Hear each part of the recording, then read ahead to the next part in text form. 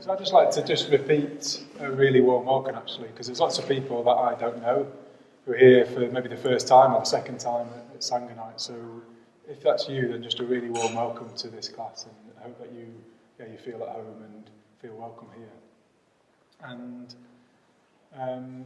last week we began a brand new series, which is called For the Benefit of All, The Way to the Beyond.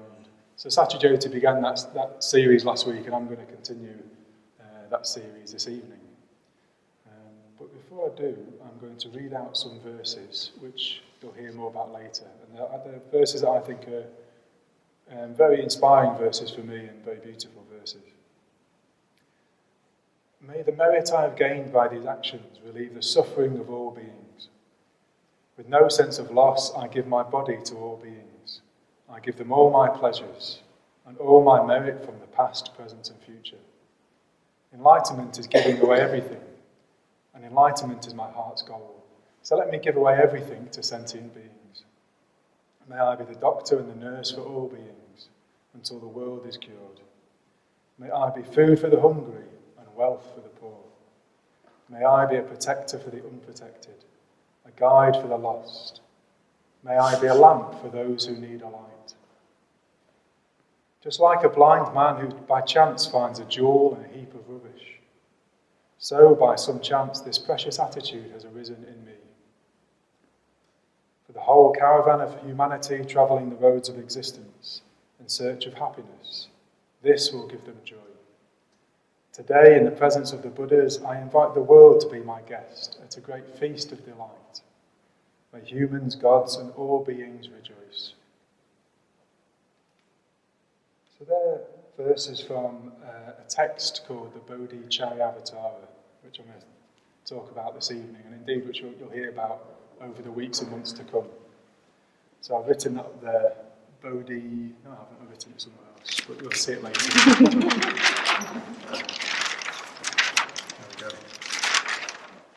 Bodhicaryāvatāra. You might be able to see that, but don't worry if you can't. It still says Bodhicaryāvatāra. And it describes, the verses that I read out, one of the verses in particular, just like a blind man who finds by chance a jewel in a dung heap, in a heap of rubbish, so by some chance this precious attitude has arisen in me. So the attitude that is being referred to, that has arisen by chance, is the attitude of the Bodhisattva, and it's an attitude called the Boddhicitta.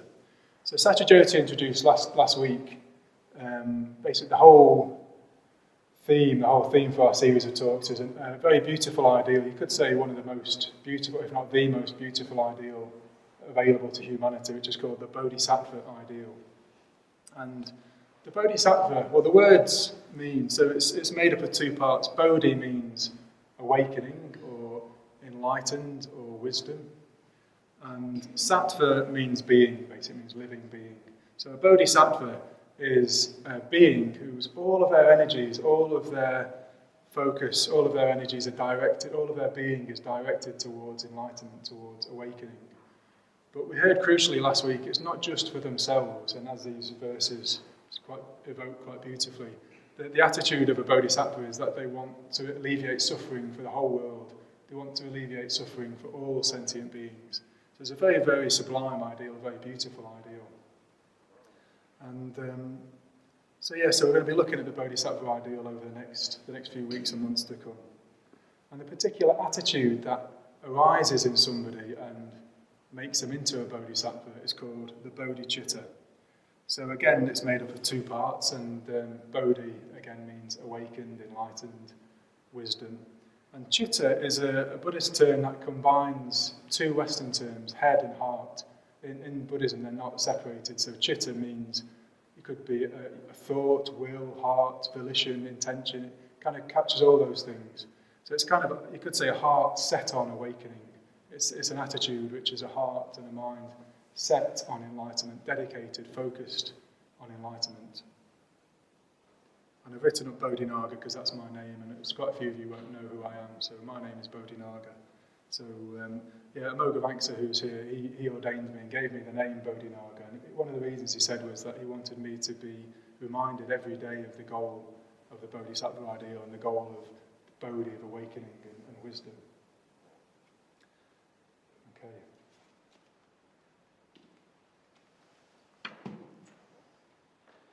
So the Bodhisattva Ideal came about, or was kind of emphasised really, a few hundred years after the time of the Buddha. There was we heard last week, there was a school of Buddhism called the Mahayana Tradition, the Mahayana school of Buddhism. And they really emphasised this Boddhicitta, this attitude, this heart set on enlightenment for all beings, not just for oneself, but for all beings. And it wasn't a new ideal, it was there right from the start, the outset, the teachings of the Buddha. The Buddha was an example of this. The Buddha lived his life as an example of somebody who was trying to alleviate suffering for as many people as possible, for all beings. He lived his life was driven out by compassion, a very deep compassion.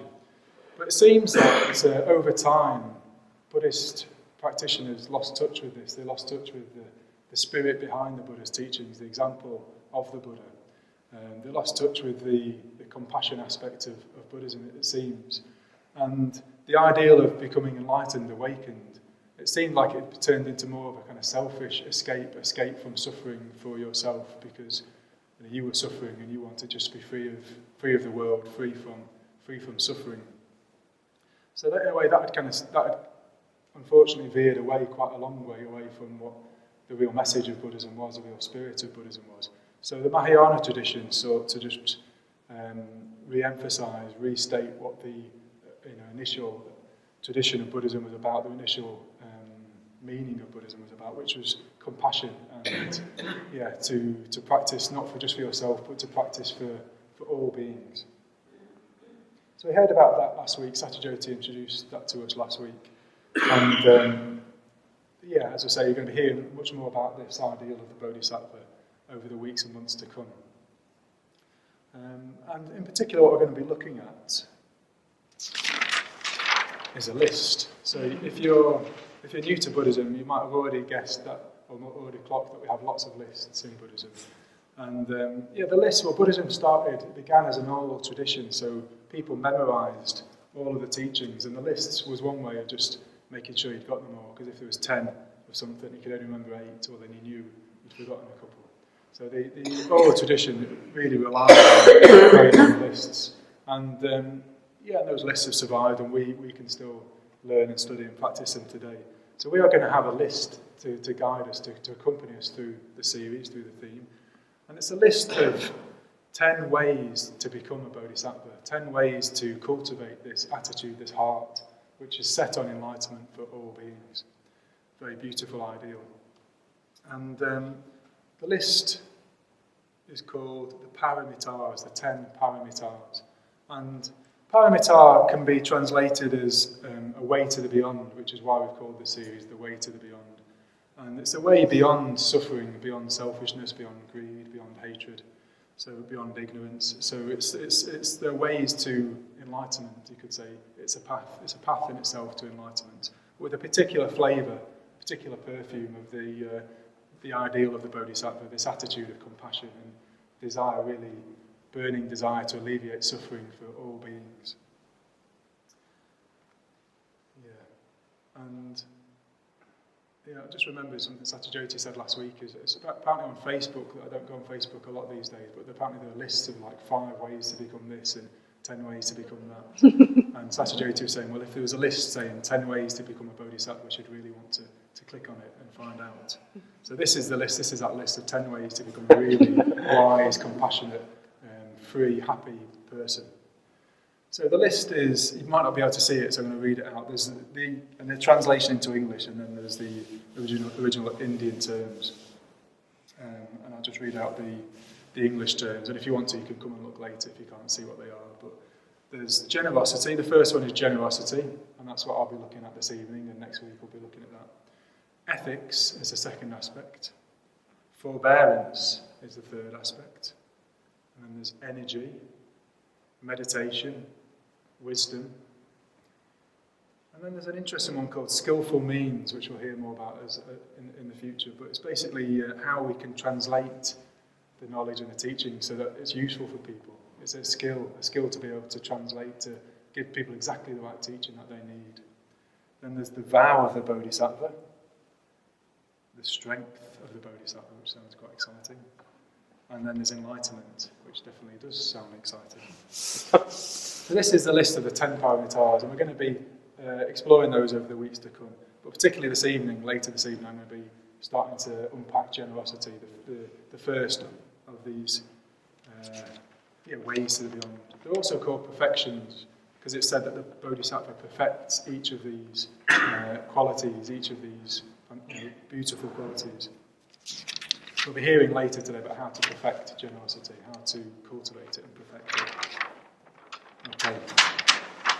So, the other thing that will accompany us, we've got a list to accompany us, and we've also got a text, as I mentioned before. So we've got a text called the Bodhicaryāvatāra, and it's up here, Bodhicaryāvatāra, and it's a text written by, or composed by, a Buddhist monk called Shanti Devi. But he was a living bodhisattva, he was a real living bodhisattva, and this is an account, a record of how to train in the bodhisattva path, how to become a bodhisattva. So you could say it's a manual, a handbook to how to become a bodhisattva. So we'll be looking at the Bodhicaryāvatāra, some verses from it over the weeks to come.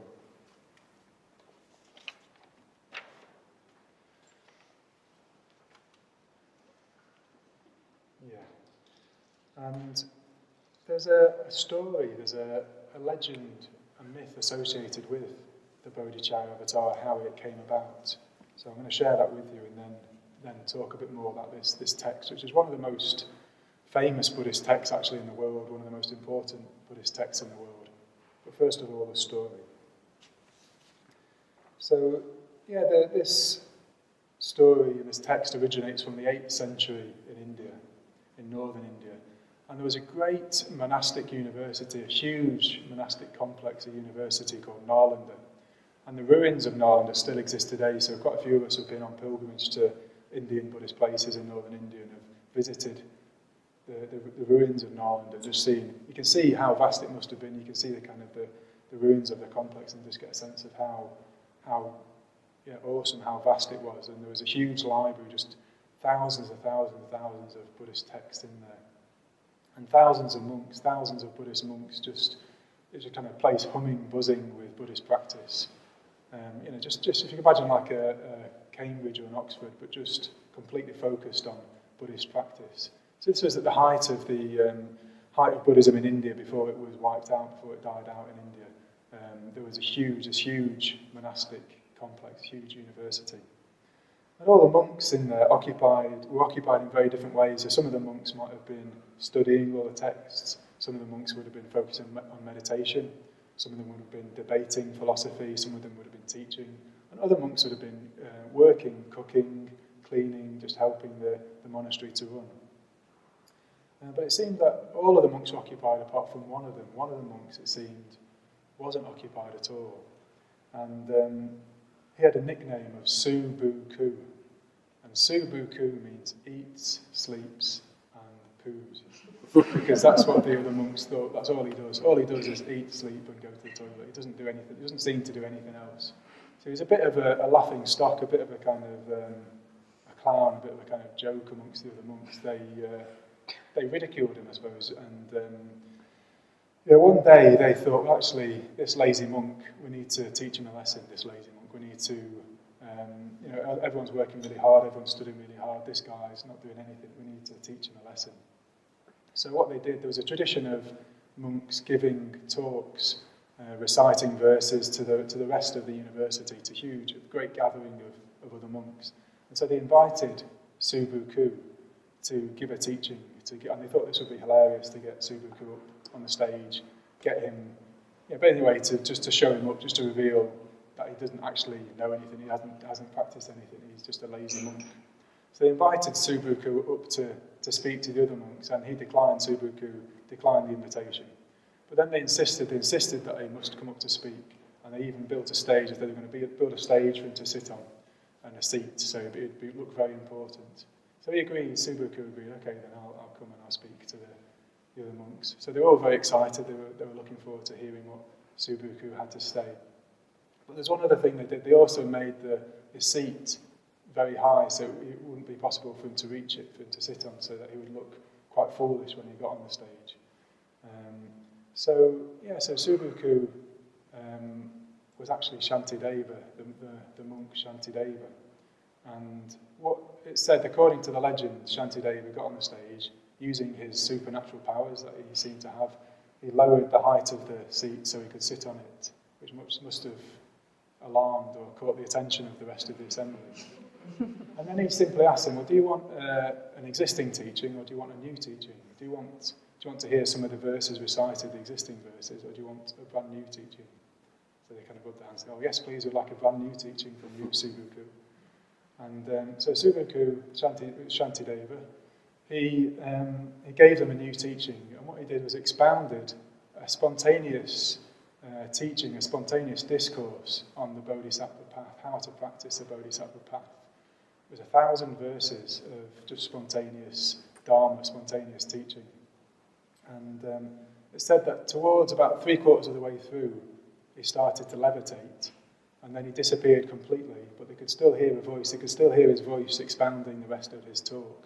So I don't know whether we can take that as literally true. It might have happened that way, but it's certainly quite an evocative image, this kind of monk they were seeking to humiliate, just expounding this amazing, beautiful discourse, and then just completely disappearing. And apparently they found him about 20 or 30 years later, according to the legend, and he was living a completely different life. Nobody knew who he was.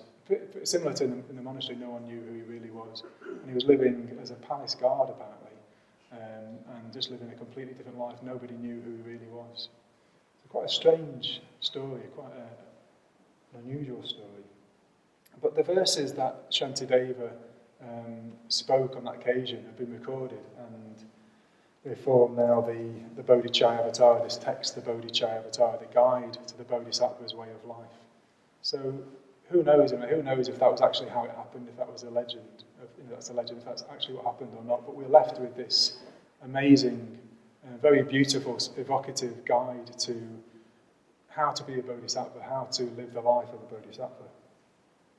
And so there's a few things we can learn from this story itself, and there's a lot we can learn from the text. But to begin with, we can learn, it gives us an example of humility, of Śāntideva's humility, actually, because he lived a very unassuming life. Nobody guessed he was who he was. Nobody guessed he had this huge knowledge of Buddhism. Nobody guessed he had this amazing depth of practice, this amazing heart full of compassion. And nobody, only his closest friends knew it. He wasn't somebody who kind of went around proclaiming how great he was, how great a teacher he was, how everybody should follow him. He was just completely humble and unassuming. And actually, a lot of the impressive people I've met in the Buddhist tradition are like that. They're just very humble people. You might not guess, unless you got into conversation with you wouldn't guess the depth of their practice, the depth of their understanding. And also, we can learn from the rest of the legend that actually Śāntideva was a really, really learned monk. Apparently the legend says that in his bedroom, after he disappeared, they went to look for him. And in his bedroom, they found another text that he'd written just for himself and for his close friends to use. And in it, he quoted 100 different sutras from 100 different sutras. And there's a recorded version of that text. It's called the Shiksa Samu Chaya, I think. And it quotes from 100 different sutras, many of which have since been lost. So Śāntideva was actually a really learned scholar. He wasn't a lazy monk, as you might have gathered by now. And some of the verses just exemplify a real depth of compassion, of love for living beings. There's some really sublime verses. I'm going to just read some of my favourites. And it's a text which is at times very sublime, at times quite hard-hitting and pokey, other times quite funny, there's quite a lot of humour in what Śāntideva says, and quite practical as well, some very practical images, verses, metaphors. And what I would say actually is that it was a talk that was given to full-time practicing monks, very different lifestyle situation to ours, so some of it is a bit pokey and hard-hitting. And there's an edited and arranged version that Vidyanu's created. So if you're interested, you can find that on Free Buddhist Audio. in the study section you can find a text that Vedanya has created, which is a more useful arrangement of this, and that's for free. So some of my favourite verses, which you'll probably encounter again over the next few weeks. So there's a section where Shantideva goes into the heroic energy that's needed to be a bodhisattva. You need a heroic spirit. So there's a verse where he says, I won't rest until these enemies are struck down in front of my eyes. And he's talking about the enemies of his inner states of greed and hatred. Look at worldly warriors. They're passionate to kill their enemies. They don't count the pain from blows, arrows and spears. They won't give up until they win. And they proudly show off their wounds and scars. Why then, when I'm fighting for the great cause, when I'm trying to kill my real enemies, the real cause of all suffering, greed and hatred, why do I shy away from a little pain? So I'm not going to say too much about these verses, but just read them out really. But that, for me, really captures a spirit of heroic spirit that we need on the Buddhist path. In the same section, there's a more humorous verse where he says, I don't care if my guts spill out. I don't care if my head falls off. I'm never going to grovel to my arch enemies, the kleshas, and the kleshas is inner poisons of greed, hatred, and delusion. So he doesn't care if his head falls off. He doesn't care if his guts spill out, but he's never going to stop practicing. And there's some very practical verses which I really love as well, which really helped me on the path. So one verse is, when we tame our mind, we tame all threats and problems, because all suffering and fear comes from our own mind. This is the Buddha's teaching.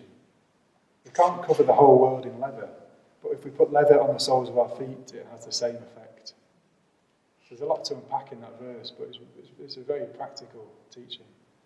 And then finally, there's some really sublime verses which we'll encounter as well. So there's one which captures just evokes his attitude of care and love for other beings, all other beings. I should dispel the suffering of others because it is suffering like my own suffering. I should help others because they are living beings, as I am a living being. When we all want happiness and all fear suffering, what is so special about me that I only look after myself? So some very, very practical verses, beautiful verses, some quite pokey verses. It's a really profound spiritual text, actually one of the most profound spiritual texts ever produced. And we're going to be looking at it and exploring it over the weeks to come. But in particular, we're going to be looking at, well, what does Śāntideva have to say about the Paramitas, this list that we're going to be looking at. So we're going to be looking at each of the Paramitas and just exploring, what does this text, what does Śāntideva have to tell us about these Paramitas?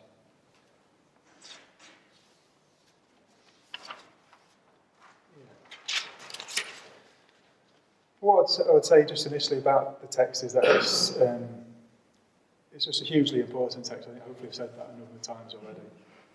But for me, it's been a really important text. It's the first text I ever studied in Mitra study. So when I became a Mitra, and we heard about Mitra ceremonies, which are going to be happening in a couple of weeks, when I became a Mitra, there was just one group for men. And at the time I joined it, and they were about to start studying the Bodhicaryāvatāra. So it's the first text I ever really studied in depth. And I fell in love with it straight away. It just really inspired me. And then I went on a retreat led by Vedanya at Padmaloka, which was on the Bodhicaryāvatāra. And it was on that retreat that I really heard this attitude of the Bodhisattva, this real desire to expel suffering for all beings and practice for all beings being evoked. And that inspired me to want to ask for ordination, actually, to really commit to the Buddhist path. So it's hearing this text and these verses, hearing about the Bodhisattva path, inspired me to want to ask and train to be ordained as a Buddhist. So it's a really important text for me as well, personally. So this evening what I want to look at is generosity. I want to start to look at the paramitas and this path of becoming a bodhisattva and just find out a bit, unpack generosity, how can we practice it, and what does Shantideva have to say about it.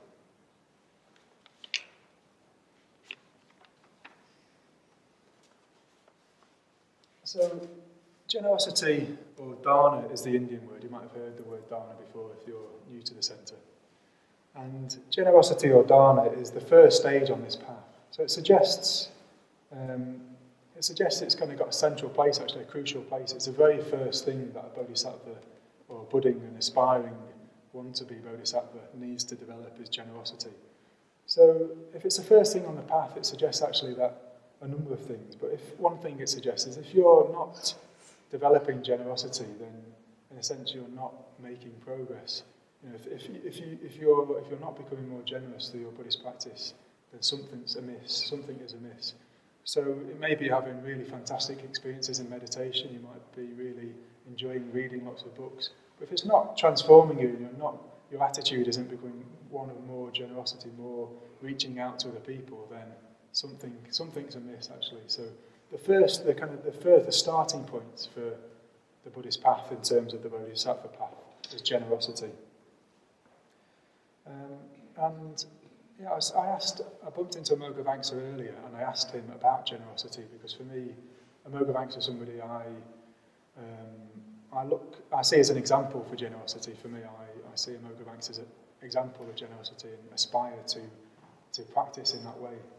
And that was the reason why I asked Amoghavamsa to ordain me, and he ended up giving me the name Bodhinaga. I'm inspired by his example of generosity. So for those who have met him, I'm sure are equally inspired by that. And Amoghavamsa shared with me a verse from Sangha that he likes to do with generosity, which is that you may not be morally scrupulous, you may not be a very good meditator, you may not study texts from one year to the next, you may have never reflected on a Buddhist teaching, but if you want to be a Buddhist, you can always give, you can always be generous. So everybody can give. Generosity is very, very accessible, it's very practical. You might not find yourself enjoying meditation, you might find the text difficult, you might find the ethical precepts difficult, but actually everybody can give. It's something that everybody can do. Wherever you are on the Buddhist path, you can give something to somebody. And there was another quote Amoghavamsa shared with me, another phrase, which is where does generosity start? How can you cultivate generosity? And apparently Sangha said, well, it's very easy, it's very simple. What you do is you put your hand in your pocket and you grab whatever's in your pocket. It might be a wallet, you take it out, you take out the contents and you give it to somebody. Very straightforward. That is very straightforward, and you put it like that, isn't it? So one way we can give is we can give money, we can give our possessions to other people. So I've got another list. So you might not be able to read the list or see it, but I'll just tell you what's on there if you can't. So on there is a list of the different ways we can give, different things we can give. So it's a traditional list. So there's possessions, time and energy, knowledge, confidence, life and limb, and most importantly the Dharma. We can give the Dharma to other people, the teaching of the Buddha. You might have possessions and you might be able to share them with other people, but you may not be able to. So there's other ways to give. You can give your time and energy to other people. You can just be available for people. If somebody needs help, if they're struggling, you can make yourself available for them. And you can also share your skills, your knowledge with other people. And one that's very, very powerful is that if in a time of an age of anxiety and stress, it can be very, very powerful to give confidence to other people, to be somebody who gives a positive state of mind, somebody who's calm, happy, at ease.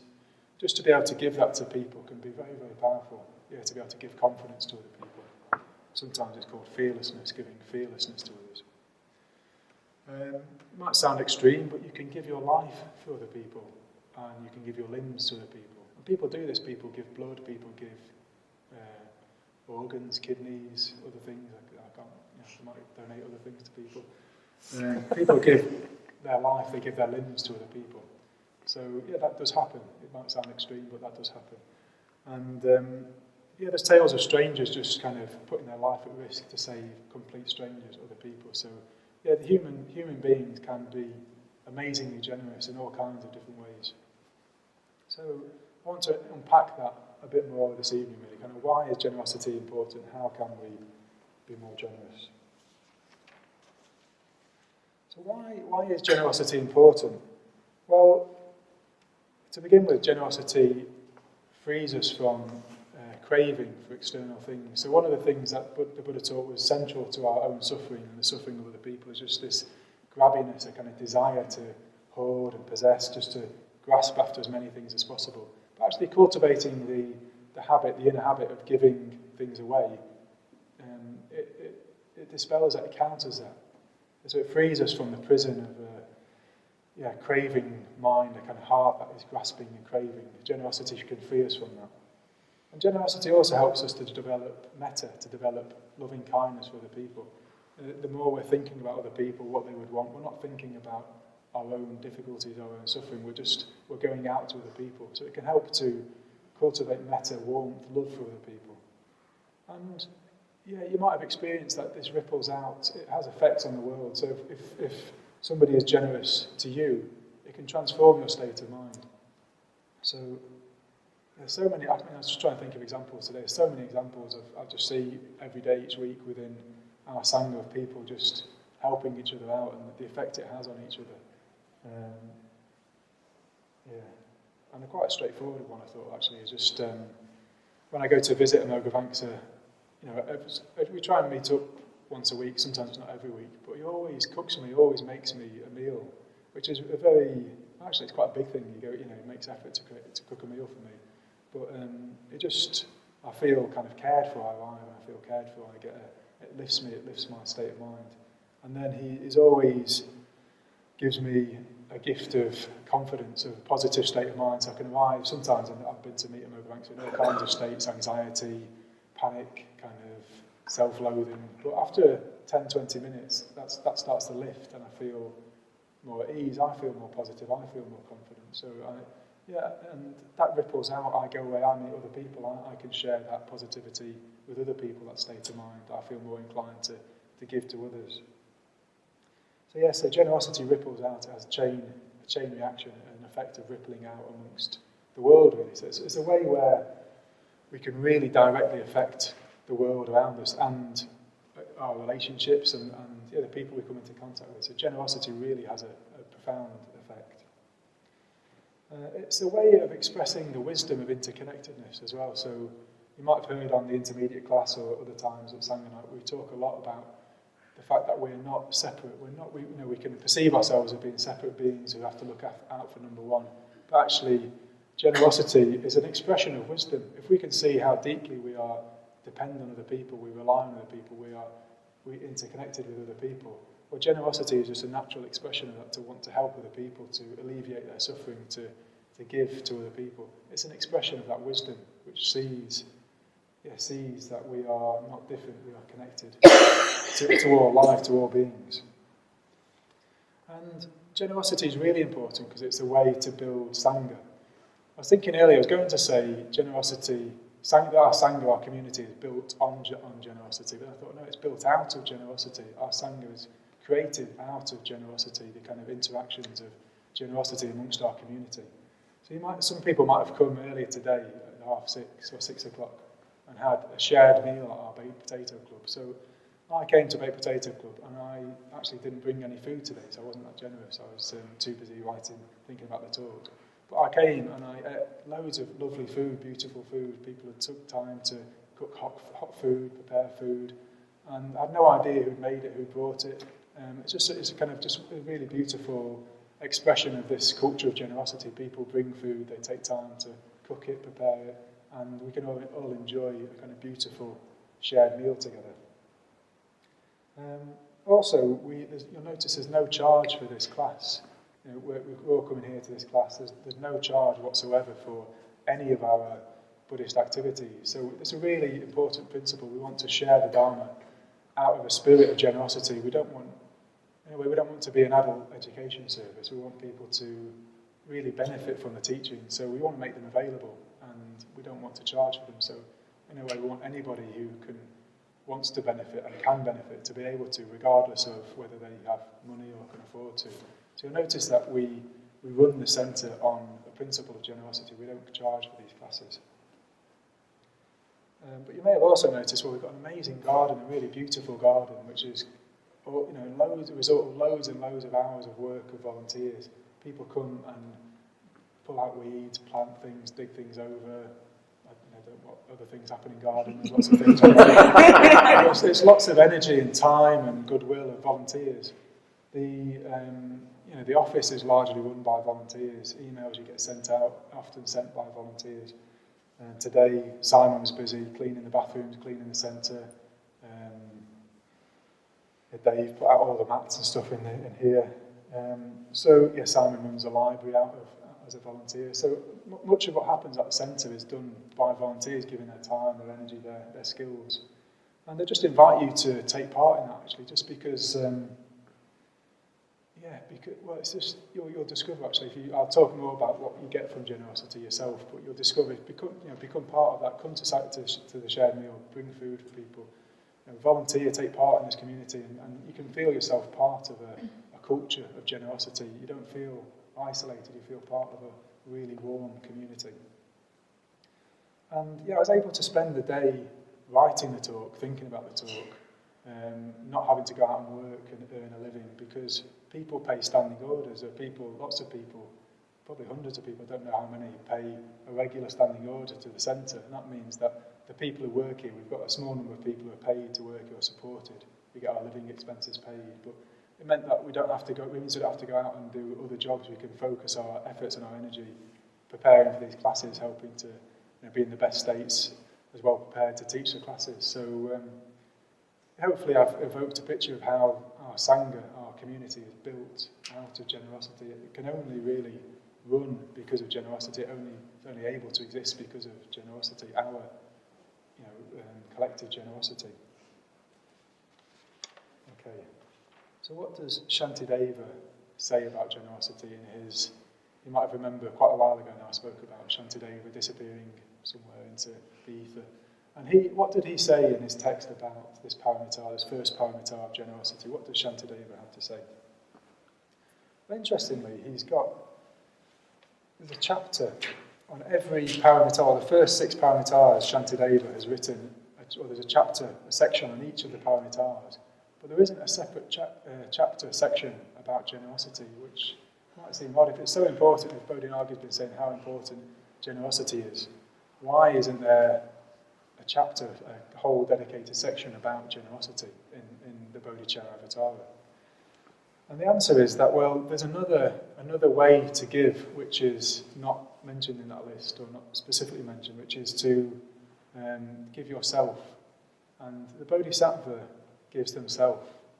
They give themselves to life, they give themselves to other people, they give themselves to the situation that they're in.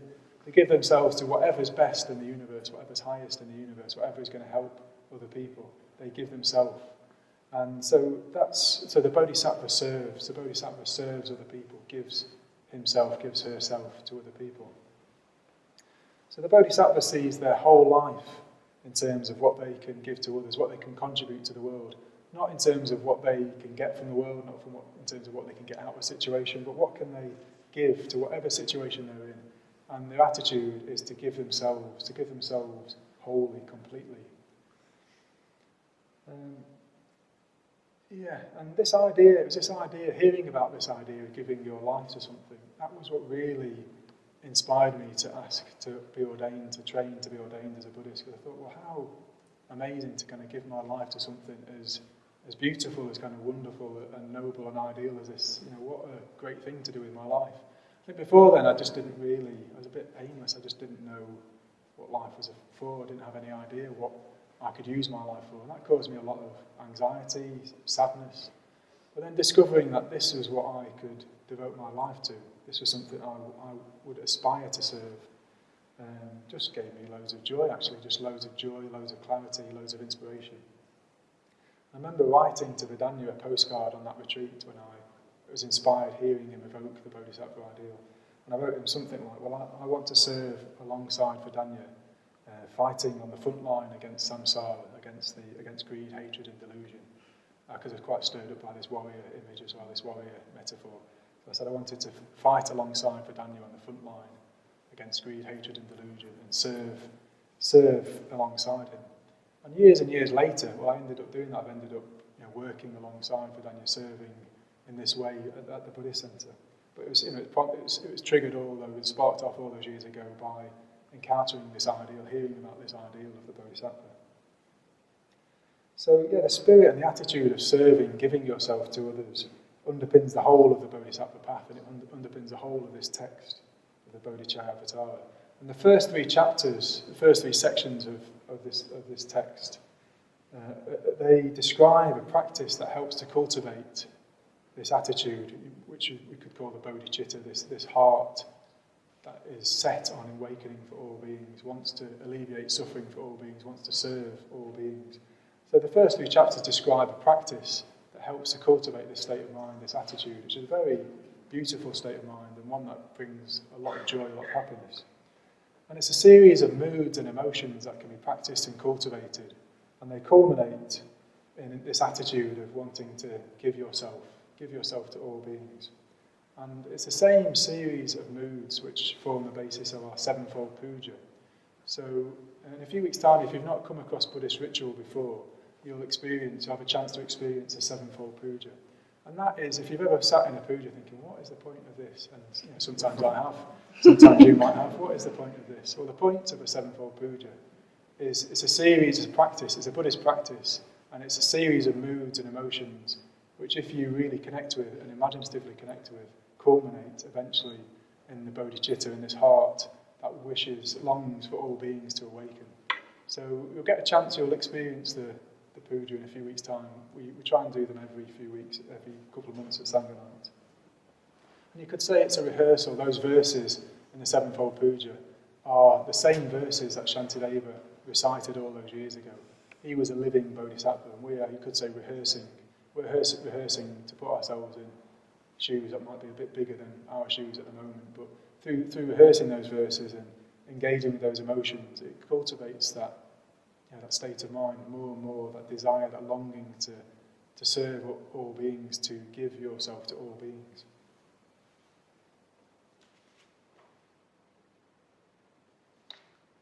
Okay, so we're near the end, and I just want to say, now I am in a situation where I feel like I'm really blessed and really lucky to be able to serve, to be serving other people.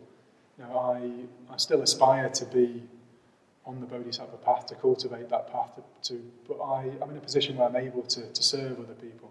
And it's there's loads of benefits for me, actually. Funny enough, benefit is counterintuitively, but I put myself in a position where I can serve other people, and I really benefit from it in loads of ways. The first is that it really boosts my personal practice. So, basically I'm much more motivated to meditate now and to act ethically, because I know other people need me to be. In a sense, other people need me to be in a good state. They rely on me to be in a good state. And, my actions are much more magnified now. If I do something unskillful, it will have an effect on me, my state of mind. That will ripple out, it will affect the whole Sangha. So I suppose we could each see our own actions in that way, our own practice in that way. If we are all skillful, well, we all benefit. If you personally meditate more, we all benefit from that. So if you have the sense, the attitude of serving the Sangha, well, it's a real motivation, a real incentive for me, much more than doing it for myself, actually. I'm really much more motivation to get on my bum on the cushion and do some meditation practice. But also, it boosts my own state in other ways. So I spent the day thinking about this talk, writing this talk, and I spent the day reading the Bodhicaryāvatāra, thinking about the verses, reflecting on them, and it just made me really inspired, it made me really happy. So preparing talks, preparing to teach just for other people, makes me in a really good state, actually. Teaching the beginner's course. So I just started teaching a new beginner's course last Wednesday, and just seeing the effect it has on other people is really inspiring, seeing the effect that the Dharma has on people, the way they come to life, they start to blossom, they start to change, their lives start to change. It's just really, really inspiring. It's just a real pleasure, a real blessing to be able to do that.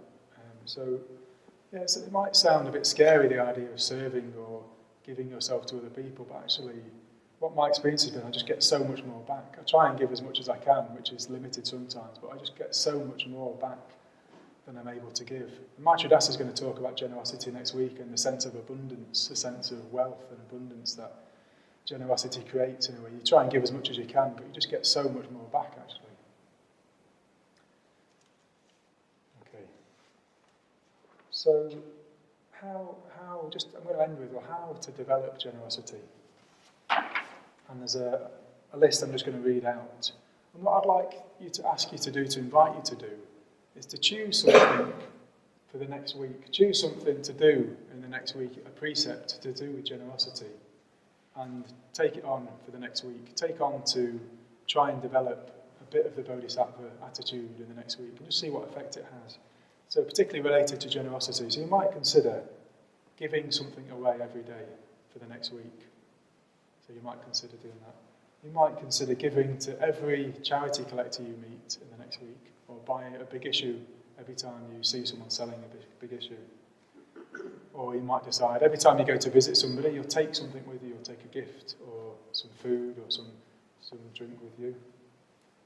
There's another practice of generosity which might sound more challenging, which is that if anybody says they like something of yours, you give it to them. That might sound quite a challenging precept to take on for a week, but if somebody says, well, I like your jumper, you say, okay, you can have my jumper. I like your pen, great, here's my pen, you can have my pen. And apparently for a time, the Mogavanksa was practicing that as well. It's quite dangerous. You had to watch what you said to him, because you end up getting gifts from the Mogavanksa.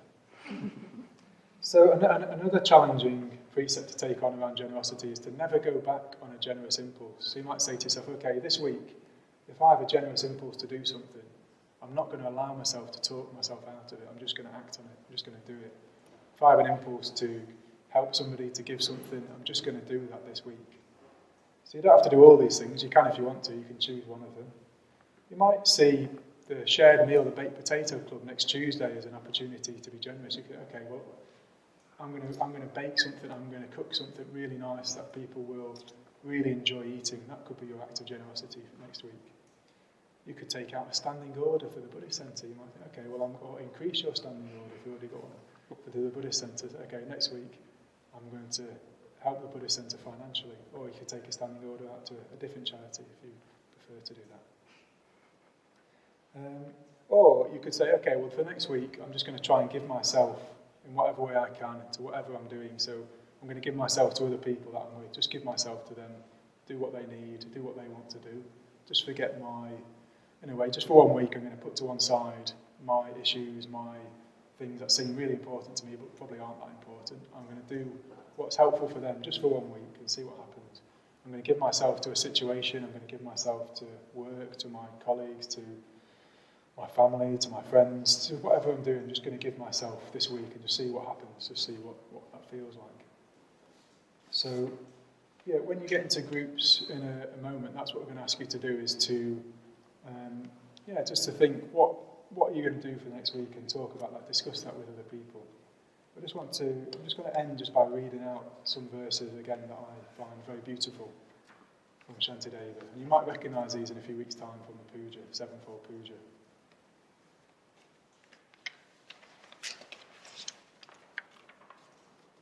With no sense of loss, I give myself to all beings.